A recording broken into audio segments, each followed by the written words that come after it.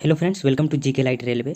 तो आज का हमारा क्या है, आप यहाँ पे डेट देख लो 28/03/2016 और हमारा शिफ्ट क्या है 3। मैंने आपको क्या 1 करवा दिया है एंड 2 भी करवा दिया है।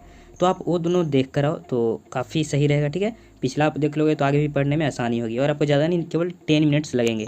ठीक है, तो कोई बड़ी बात भी नहीं है। एंड आप मैंने आपको पहले ही बताया कि यहाँ पर केवल हमारा क्या है जनरल अवेयरनेस का पेपर है। ओह आई एम सॉरी। एंड अगर आपको रीजनिंग मैथमेटिक्स तो वो सब यहाँ पर नहीं है, केवल यहाँ पर जीए का पेपर है, जनरल अवेयरनेस। क्या यार, हम जब भी मैं जनरल अवेयरनेस बोलता हूँ तो मैं फंस जाता हूँ, पता नहीं क्या है। तो कोई बात नहीं, आगे बढ़ते हैं। तो कुछ चीज़ें हैं जो आप ध्यान में रखना। जहाँ पे आपका हैशटैग अगर कहीं दिखता है तो समझ जाना कि कोई अतिरिक्त प्रश्न आ रहा है, मतलब उसी से रिलेटेड रहेगा लेकिन न्यू रहेगा।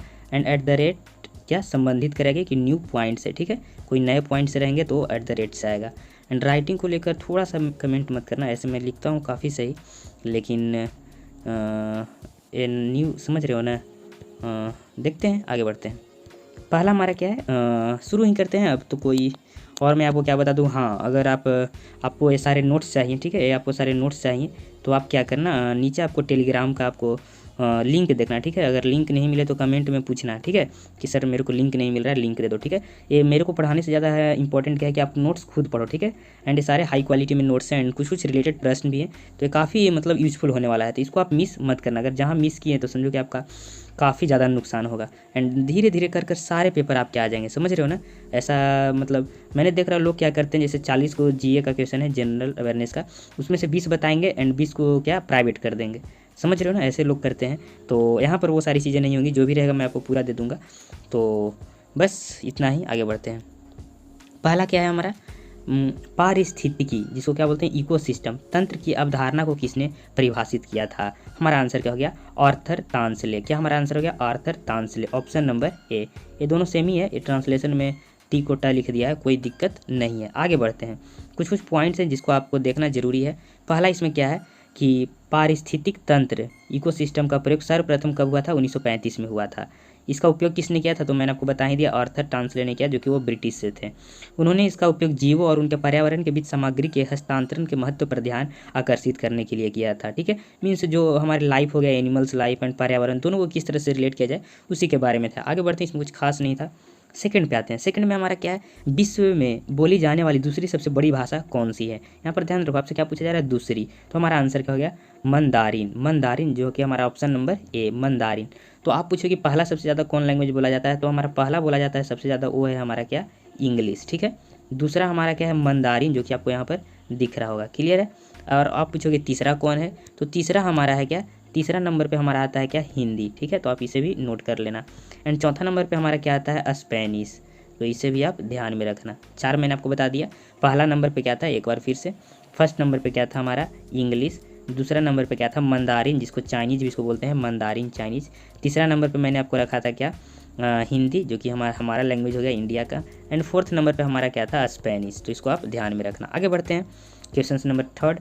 थर्ड हमारा क्या है, विकास सिद्धांत किसके द्वारा दिया गया था। ये हिंदी में यहाँ पे लिखा हुआ विकास सिद्धांत, लेकिन इसको हम इंग्लिश में क्या बोलते हैं, थ्योरी ऑफ इवोल्यूशन। ठीक है, थ्योरी ऑफ इवोल्यूशन। ठीक है, थ्योरी ऑफ इवोल्यूशन, क्लियर है, कोई प्रॉब्लम नहीं।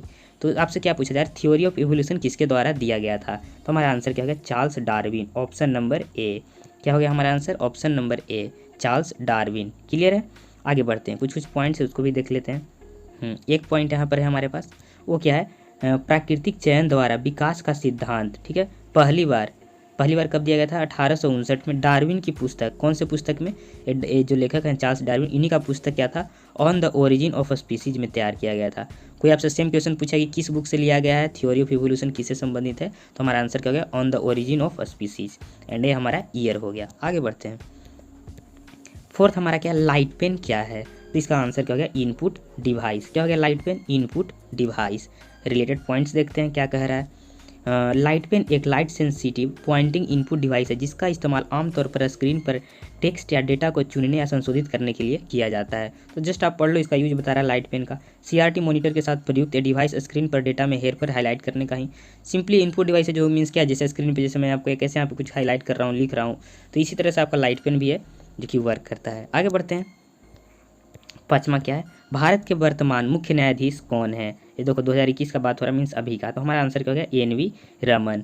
कुछ इसमें पॉइंट्स हैं उसको भी देखते हैं। तो यहाँ पर क्या कह रहा है, वर्तमान पदाधिकारी जो एन.वी. रमन है उन्होंने 24 अप्रैल 2021 को मीन्स इसी साल, समझ रहे हो ना, भारत के मुख्य न्यायाधीश का पदभार ग्रहण किया। जो एन.वी. रमन कब उन्होंने पदभार ग्रहण किया, तो आंसर क्या हो गया 24 अप्रैल 2021 को। इसे ध्यान में रखना। आगे बढ़ते हैं, क्वेश्चन नंबर 6, रियल किस देश की मुद्रा है, जिसका क्या हो गया करेंसी, ठीक है। तो हमारा आंसर क्या हो गया ब्राज़ील। ब्राज़ील की मुद्रा क्या है, रियल, ठीक है।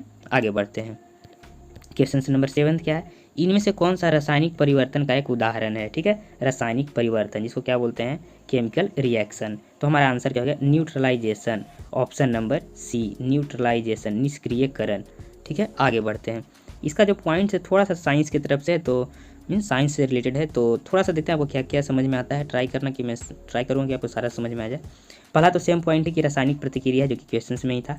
फिर आपका क्या किया कि न्यूट्रलाइजेशन रिएक्शन कब होता है, जब एक अम्ल, ठीक है, जिसको आप एसिड बोलते हैं, दूसरा हमारा क्या हो गया एक अम्ल और एक क्षार, क्या एसिड एंड बेस, दोनों जब मिलकर क्या बनाता है, नमक बनाता है। एसिड से हमारा H+ आ जाता है एंड क्या बेस से हमारा OH- आ जाता है, ठीक है। थोड़ा थोड़ा आप याद करोगे acid base and salt chapters में, तो वो आपका समझ में आ रहा होगा।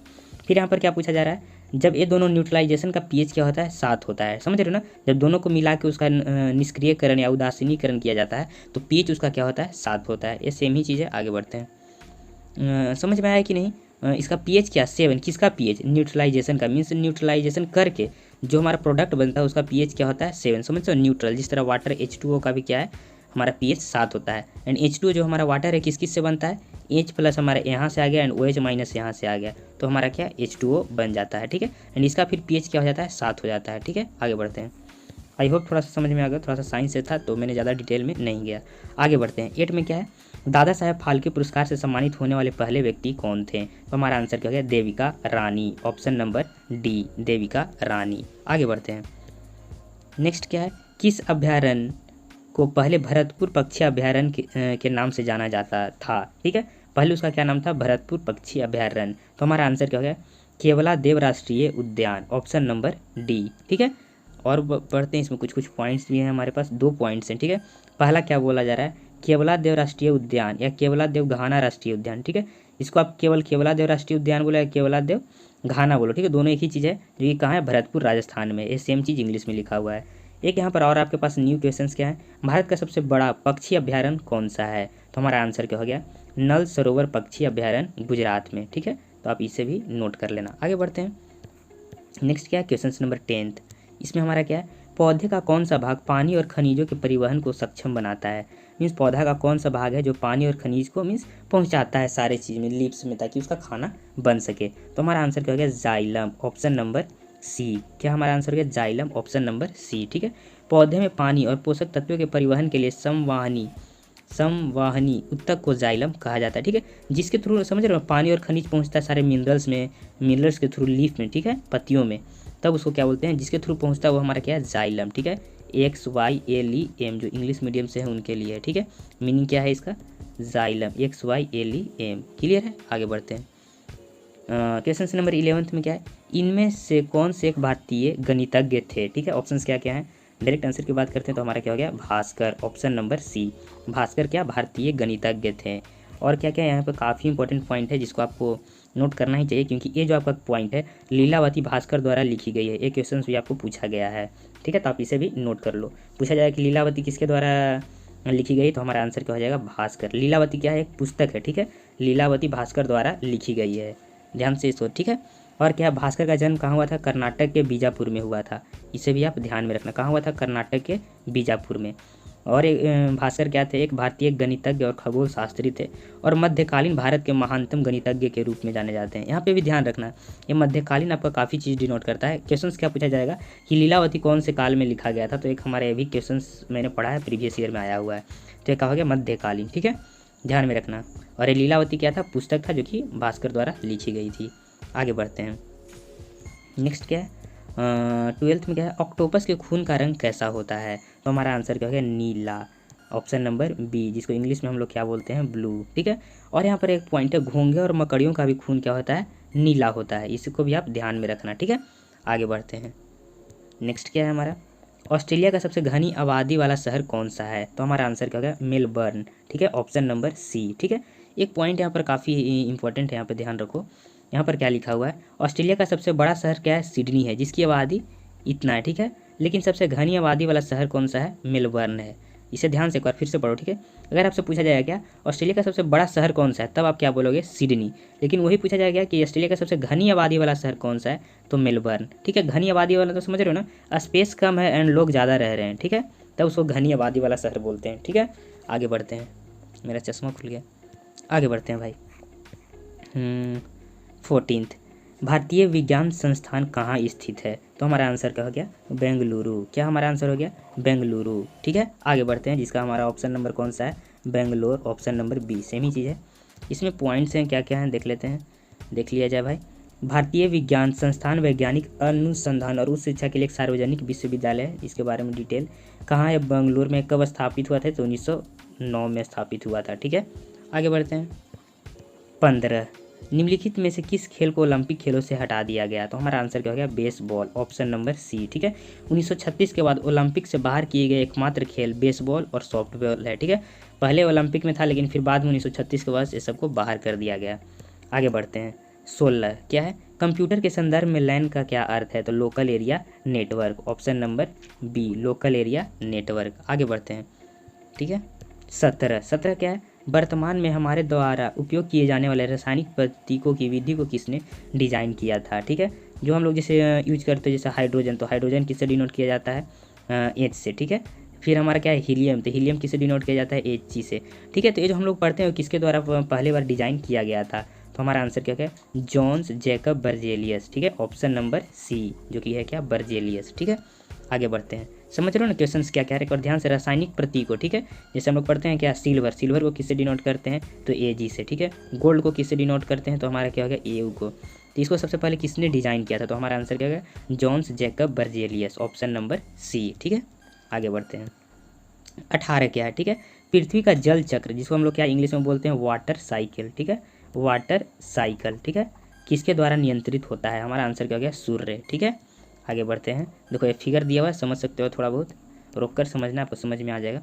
नेक्स्ट है क्या, ONGC का मुख्यालय कहाँ स्थित है, क्या हो गया, ONGC का मुख्यालय कहाँ स्थित है, तो हमारा आंसर क्या होगा, बसंत कुंज, नई दिल्ली, ठीक है। इसे ध्यान रखना, एक इंपॉर्टेंट पॉइंट यहाँ पर काफ़ी इंपॉर्टेंट है।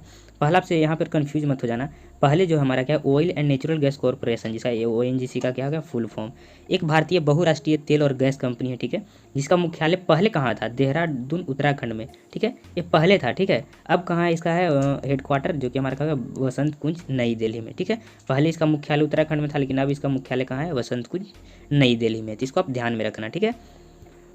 20 क्या है हमारा, रॉबर्ट गैलब्रेथ किससे बेहतर जाना जाता है, तो हमारा आंसर क्या है, JK रॉलिंग, ठीक है। ये रॉबर्ट गैलब्रेथ JK रॉलिंग का ही नाम है, ठीक है। मीन्स JK रॉलिंग राइटर है, ठीक है, एंड ए फीमेल राइटर है, मेल नहीं समझ लेना, क्योंकि ये जो रॉबर्ट गैलब्रेथ नाम के कारण आपको लग रहा होगा थोड़ा बहुत, ये फीमेल राइटर है। तो जब ये किताब इधर जो रिसेंट किताब लिख रहे हैं, तो उसमें अपना नाम क्या, रॉबर्ट गैलब्रेथ ही देती हैं, समझो इनका एक पेन नेम या कह सकते हो, सूडोनेम यूज करती हैं, ठीक है। थॉमस कप किस खेल से संबंधित है, हमारा आंसर क्या हो गया, badminton, option number B, clear है। आगे बढ़ते हैं। 22, सूर्य की ऊर्जा किसके माध्यम से उत्पन्न होती है, तो हमारा आंसर क्या हो गया, परमाणु संलयन, इंग्लिश में क्या बोलते हैं, न्यूक्लियर फ्यूजन, ठीक है, न्यूक्लियर फ्यूजन, ठीक है, परमाणु संलयन, ठीक है। आगे बढ़ते हैं। 23 में क्या है हमारा, निम्नलिखित में से कौन सा शहर एक वास्तुशिल्प रूप से नियोजित शहर है, ठीक है, मीन्स इसको स्ट्रक्चर किया गया था, मीन्स नहीं इंडिया के जैसे बहुत सारे शहर हैं केवल ऐसे ही बन गए जैसे हम लोग रहते हैं, तो लेकिन ये जो कौन सा शहर है जो कि मतलब इसको डिज़ाइन किया गया था बनाने से पहले, तो हमारा आंसर क्या हो गया, चंडीगढ़, ठीक है। अब इसको किन्होंने डिज़ाइन किया था, तो यहाँ पर देखो आपको लिखा हुआ है, चंडीगढ़ को स्विस फ्रांसीसी वास्तुकार और शहरी योजनाकार ली कार्बूसियर द्वारा डिजाइन किया गया था, किसके द्वारा डिजाइन किया गया था, ली कार्बूसियर, ठीक है, तो आप इसे ध्यान में रखना। 24 क्या है, सबसे बड़ा स्तनपायी मैमल्स कौन सा है, ठीक है, तो हमारा आंसर क्या हो गया, blue whale, option number C, clear है। आगे बढ़ते हैं, ठीक है।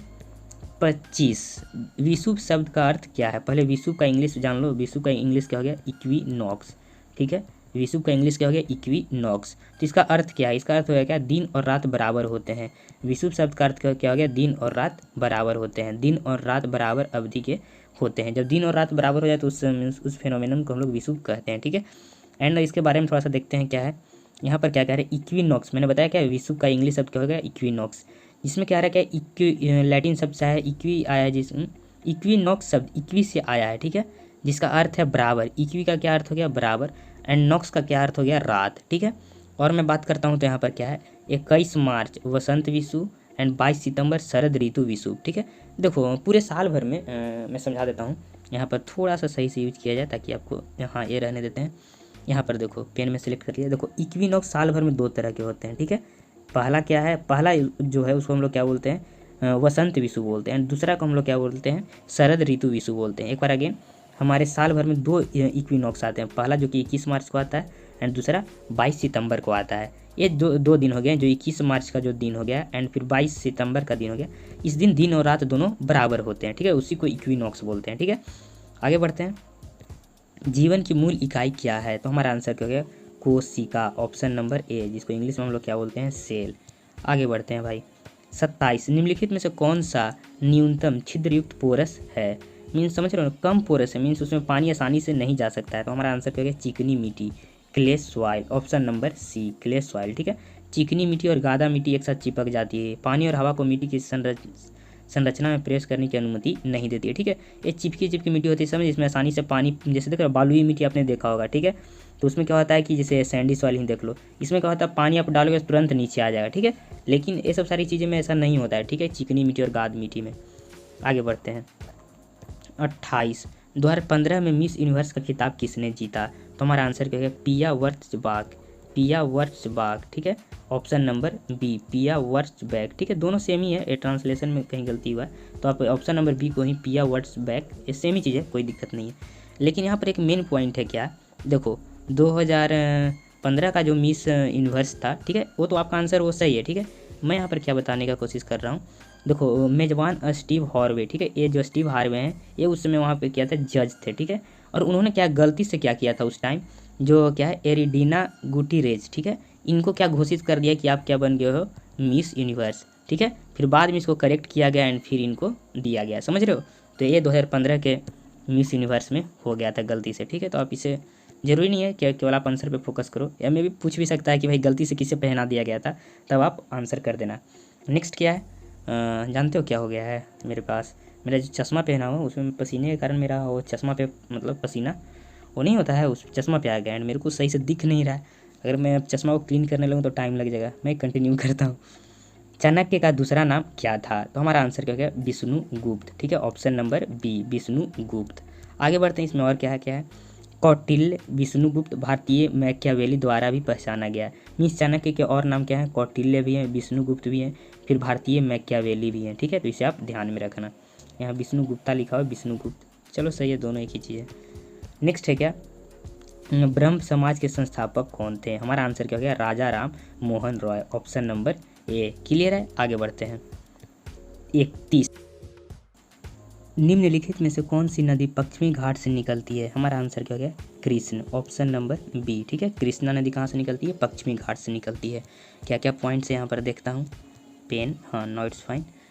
यहाँ पर क्या है, कृष्णा नदी पश्चिमी घाट में महाबलेश्वर के निकट लगभग क्या हो गया, यहाँ पर 1300 लिखा हुआ है, 1300 मीटर की ऊंचाई पर निकलती है, ठीक है। कहाँ से निकलती है, आप देख लो, कृष्णा नदी पहले तो पश्चिमी घाट में निकलती है, वहाँ पर कहाँ से, तो महाबलेश्वर के निकट, ठीक है, 1300 मीटर की ऊंचाई से निकलती है। और यहाँ पर क्या क्या है, पश्चिमी घाट से निकलने वाली प्रमुख नदियाँ, और कौन कौन सी नदियाँ निकलती हैं, तो उसमें गोदावरी, कावेरी, कृष्णा, थामीरपरानी एंड तुंगभद्रा रिवर भी है, क्या, तुंगभद्रा नदियाँ, ठीक है, इसे भी आप ध्यान में रखना।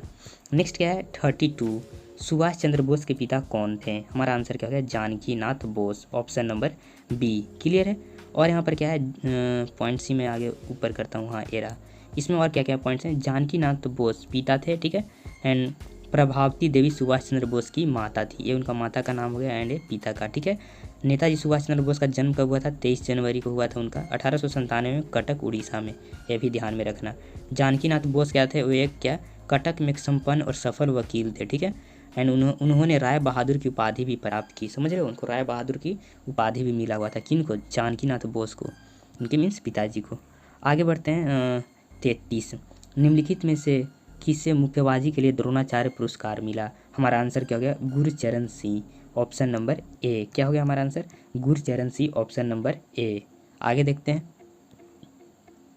आगे क्या है, गुरचरण सिंह एक भारतीय पेशेवर मुक्केबाज हैं, ठीक है। उन्होंने 2004 में बॉक्सिंग में द्रोणाचार्य पुरस्कार मिला, ठीक है। कब मिला पूछा जाएगा तो 2004 में इनको मिला था। आगे बढ़ते हैं। 34 निम्नलिखित में से कौन सा एक उत्कृष्ट धातु है। उत्कृष्ट धातु यहाँ पर मतलब क्या हो गया, नोबेल मेटल, क्या हो गया, नोबेल मेटल्स, ठीक है। तो हमारा आंसर क्या हो गया, चांदी, ठीक है। चांदी एक उत्तम धातु है। आगे बढ़ते हैं भाई, और इसमें क्या क्या पॉइंट्स हैं।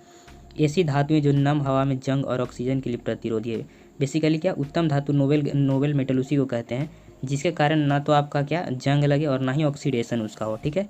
चांदी का रासायनिक जिसका प्रतीक Ag है, ठीक है। चांदी, सिल्वर को हम लोग किससे डिनोट करते हैं, Ag से डिनोट करते हैं। और यहाँ पर आप ध्यान रखना एक चीज़, यहाँ पर क्या है, कभी कभी आपसे पूछा जा सकता है क्या कि एक हमारा क्या होगा, नोबेल मेटल हो गया, ठीक है, नोबेल मेटल, एंड एक हमारा क्या होता है, नोबेल गैस होता है, ठीक है, नोबेल गैस, ठीक है। नोबेल मेटल की मैं बात करूँ तो नोबेल मेटल में हमारा क्या क्या आ जाता है, जैसे आ गया सिल्वर Ag, ठीक है। फिर आ जाता है Au गोल्ड आ गया, प्लेटिनम आ गया Pt, ठीक है। वो भी नोबेल, ये सब मैंने क्या, ये सब नोबेल मेटल हो गया, ठीक है। Repeat again, I am repeating again. पता नहीं मैंने क्या बोला, मेरे को खुद पे भरोसा नहीं है। एक तरफ मैं रखता हूँ क्या, नोबेल NOBEL नोबेल मेटल, एक तरफ मैं रखता हूँ क्या, नोबेल गैस। क्लियर है। नोबेल मेटल में मैं बात करूँ तो क्या क्या हमारा आता है, फर्स्ट आता है नोबेल मेटल में हमारा, इसमें मतलब फर्स्ट नंबरिंग कोई नहीं है, 2-3 एग्जाम्पल ले लो। Au हो गया जिसको हम लोग क्या गोल्ड बोलते हैं, फिर Ag जिसको हम लोग सिल्वर बोलते हैं, फिर Pt प्लेटिनम बोलते हैं। एंड नोबेल गैस में क्या क्या आ गया, इसमें हमारा आ जाता है क्या, हीलियम आ गया, ठीक है, फिर आर्गन आ गया, नियोन आ गया, ठीक है, फिर क्रिप्टन आ गया। ये सब हमारे क्या नोबेल गैस हो जाते हैं, ठीक है, ध्यान में रखना थोड़ा सा। 35 क्या है, निम्नलिखित में से किसने 2015 में सर्वश्रेष्ठ एनिमेटेड फीचर फिल्म ऑस्कर पुरस्कार जीता था। आंसर क्या हो गया, big hero, option number B. आगे बढ़ते हैं। 36 प्रसिद्ध यात्री जहाज टाइटेनिक किस देश का था। सबको मालूम है, ग्रेट ब्रिटेन, ठीक है। टाइटेनिक कहाँ से था, ग्रेट ब्रिटेन से। आगे बढ़ते हैं भाई। मारियाना ट्रेंच किस महासागर में स्थित है। हमारा आंसर क्या हो गया, प्रशांत महासागर, ऑप्शन नंबर बी। क्लियर है। और इसमें क्या है, प्रशांत महासागर का सबसे गहरा क्षेत्र कौन सा है, तो मारियाना ट्रेंच, ठीक है। पहला पूछा गया था क्या कि मारियाना ट्रेंच कहाँ है, तो प्रशांत महासागर में। सेम क्वेश्चन है। एक चीज़ आप और याद रखना कि मारियाना ट्रेंच है जो प्रशांत महासागर का सबसे गहरा क्षेत्र भी है, इसे भी ध्यान में रहना, डीपेस्ट, ठीक है, डीपेस्ट पॉइंट। और क्या है, मानव शरीर की सबसे छोटी हड्डी कौन सी है, तो हमारा आंसर क्या हो गया, steps, option number C. Clear है। और यहाँ पर पॉइंट्स क्या क्या है, मनुष्य के शरीर की सबसे बड़ी हड्डी कौन है, सबसे छोटी हड्डी तो आपने जान लिया स्टेप से, सबसे बड़ी हड्डी क्या हो गया, फेमूर, ठीक है, सबसे बड़ी हड्डी क्या हो गया, फेमूर। इसे भी आप ध्यान में रखना। आगे बढ़ते हैं। एकमात्र ऐसा पक्षी कौन सा है जो पीछे की ओर उड़ सकता है। हमारा आंसर क्या हो गया, humming bird, option number A. Clear है। आगे बढ़ते हैं। हमिंग बर्ड एक छोटा सा पक्षी है जो आगे उड़ सकता है, मंडरा सकता है और पीछे की ओर उड़ना वाले एकमात्र ज्ञात पक्षी है, ठीक है। हमिंग बर्ड आगे पीछे से चारों तरफ से उड़ सकता है भाई। एंड क्या है, उसका शरीर क्या क्या अद्वितीय मांसपेशी और पंख संरचना होती है, उसका स्पेशल वो फीचर है, मीन्स उसी के कारण ये उड़ पाता है, और इसमें कुछ नहीं है। आगे बढ़ते हैं। हाँ, ये ध्यान में रखो, स्वतंत्र भारत के गवर्नर जनरल कौन थे, पिछला क्वेश्चन में भी आया था, तो हमारा आंसर क्या हो गया, लॉर्ड माउंटबेटन। कोई दिक्कत नहीं है, आप इसको अब देखो, ठीक है। स्वतंत्र भारत के भारतीय गवर्नर जनरल कौन थे, ठीक है, तो इसका आंसर क्या हो गया, राजा जी गोपालचारी, इनका ये निकनेम है राजा जी, ऑप्शन नंबर ए। इसे ध्यान से समझो, एक बार मैं फिर से रिपीट करता हूँ। एक्चुअली अगर कोई पूछेगा कि स्वतंत्र भारत के अगर भारतीय गवर्नर जनरल पूछता है तब तो हमारा आंसर क्या हो गया, राजा जी सी राजगोपालाचारी, ठीक है। लेकिन अगर सिर्फ क्या पूछा जाए कि स्वतंत्र भारत के गवर्नर जनरल कौन थे, केवल गवर्नर जनरल, तब हमारा आंसर क्या हो जाएगा, लॉर्ड माउंटबेटन। एक्चुअली हुआ क्या था कि जिससे इंडिया 1947 में आज़ाद हो गया, लेकिन उसके बाद भी मतलब क्या होता है, ढेर सारे जो पोस्ट थे वो अभी तक वो सारे पोस्ट हटे नहीं थे, समझ रहे हो ना। एंड ब्रिटिश के कुछ लोग अभी भी मतलब गवर्नर जनरल ये सब सारी पदों पर थे, ठीक है। बाद में 1 साल 2 साल बाद उन सारों को सारे को हटा दिया गया। एंड फिर कुछ दिन बाद तो ये आपका क्या है, जो गवर्नर जनरल का पोस्ट भी है इसको भी बंद कर दिया गया था, ठीक है। सी राजगोपालचारी पहले भारतीय गवर्नर थे एंड सबसे लास्ट भी गवर्नर जनरल थे, इसे ध्यान में रखना। ये सही है, इसमें कोई गलती नहीं है, आप इसे याद कर लो। तो हमारा सेवा समाप्त हो गया है एंड मैं समझता हूँ कि आपका पूरा क्लियर हो गया होगा। अगर फिर भी कोई डाउट है तो मेरे को आप कमेंट सेक्शन में बताना। मैं ट्राई करूँगा कि आपका सारे डाउट को सोल्व करूँ। और आपको नोट्स चाहिए, कुछ भी दिक्कत, कुछ भी प्रॉब्लम हो तो आप जस्ट कमेंट करो, आपको सारा चीज़ यहाँ पर मिल जाएगा, समझ रहे हो। तो ये हमारा सेवा समाप्त हो गया है। देख रहे हो पूरा हाई क्वालिटी नोट्स हैं, आप जाकर खुद पढ़ सकते हो, आप इसे सेव भी कर सकते हो, फ़ोन में रख लो, बाद में जब चाहो तब पढ़ लो। क्योंकि वीडियो देखना भी सही है लेकिन पढ़ना भी ज़्यादा ज़रूरी है। वीडियो देखो, वीडियो कब देखना ज़रूरी है, जस्ट क्या करो, जो मैंने पढ़ाया इसका क्या करो, वीडियो जस्ट अगर खाना आप बना रहे हो, ठीक है, कहीं आप लाइन में लगे हुए हो, समझ रहे हो, तो जस्ट आप हेडफोन लगाओ एंड इसको सुन लो, समझ रहे हो, इसको आप सुन के भी पढ़ सकते हो, ज़रूरी नहीं है सारे टेक्स्ट को देखना, समझ रहे हो, आपका रिकॉल हो जाएगा एंड ढेर सारी चीज़ आप सुन भी सकते हो।